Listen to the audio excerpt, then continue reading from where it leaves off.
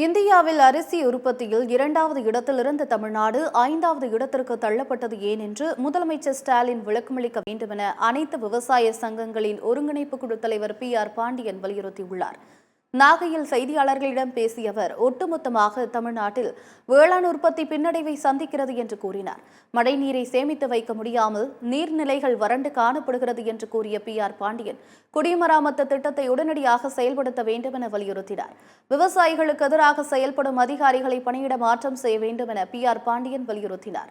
June 12ஆம் தேதி மேட்டூர் அணையை திறக்க வலியுறுத்தி பூம்புகாரிலிருந்து மேட்டூர் நோக்கி பேரணி செல்ல உள்ளதாக அவர் கூறினார்.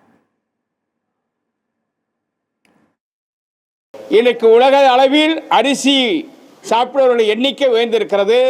தமிழ்நாட்டில் அனைத்து மாநிலங்களும் அரிசியை உணவாக உட்கொள்பவர்களுடைய எண்ணிக்கை கூடியிருக்கிறது. ஏற்கனவே அரிசி உற்பத்தியில் இந்தியாவில் தமிழ்நாடு 2வது இடத்தில் இருந்தது. இன்றைக்கு 5வது இடத்திற்கு தள்ளப்பட்டிருக்கிறது. இது குறித்து தமிழ்நாடு முதலமைச்சர் விளக்கம் அளிக்க வேண்டும். தமிழ்நாடு அரசு தன்னைத்தானே பாராட்டிக் கொள்வதை கைவிட்டு விவசாயிகள் நலனில் அக்கறையோடு செயல்பட வேண்டும் என நாங்கள் வலியுறுத்துகிறோம்.